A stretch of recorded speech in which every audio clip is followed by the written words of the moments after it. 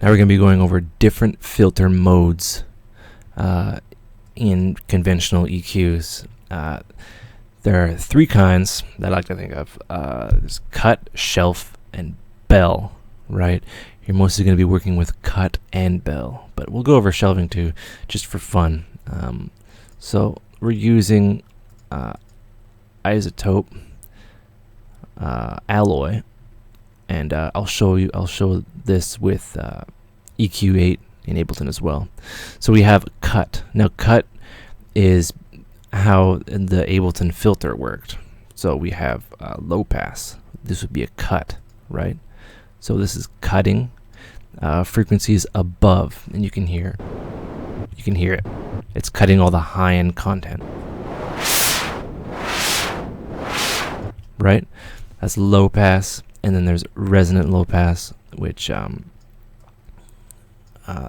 is more like it boosts the area that right before it cuts, so there's more enhancement to it.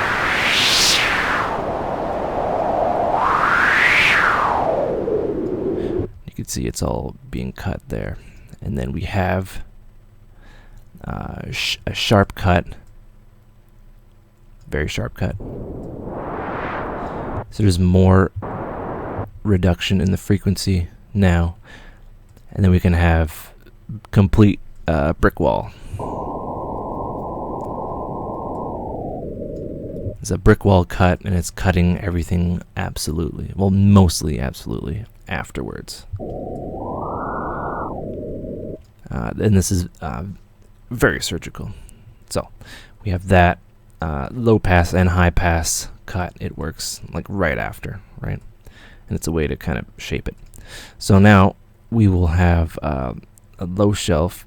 I'll show you what that sounds like. We'll go analog, right? So it's kind of like a cut, but it's more of a shelf, kind of like a mountain. So you don't have an extreme like cut. It's more like natural.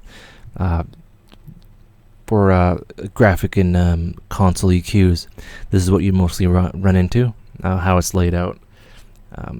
You'd usually use this for a snare because you don't want it to be like a complete filter, which it can be, but you want it to be like that, basically.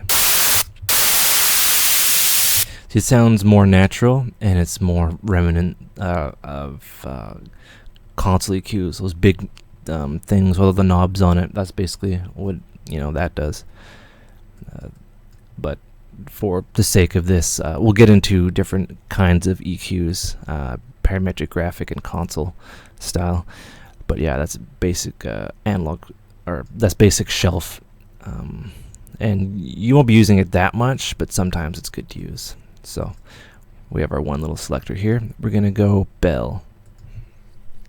And bell is what you're going to be using most of the time. And I would say 90% of the time you're going to be using a bell. And a bell, it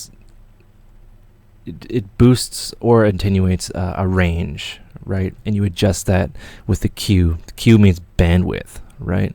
So you can adjust it here with the Q. So if you want to, say, boost a particular frequency, say at, see that number down there, 1256.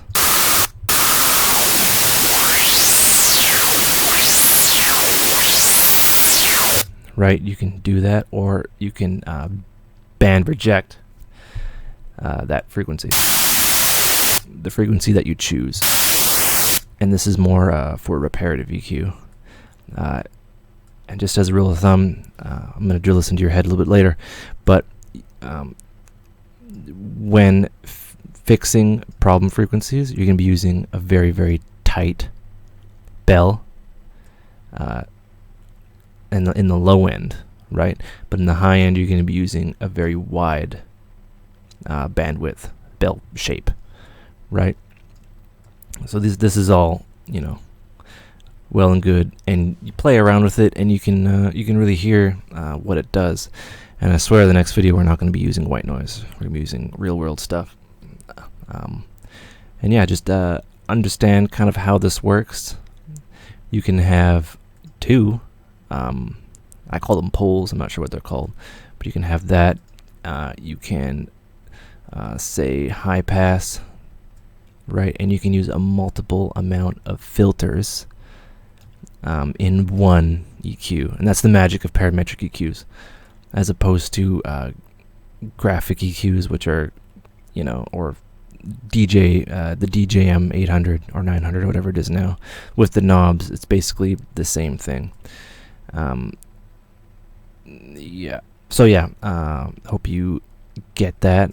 Play around with it, and in the next video, it's gonna be really fun. So hold on to your hats.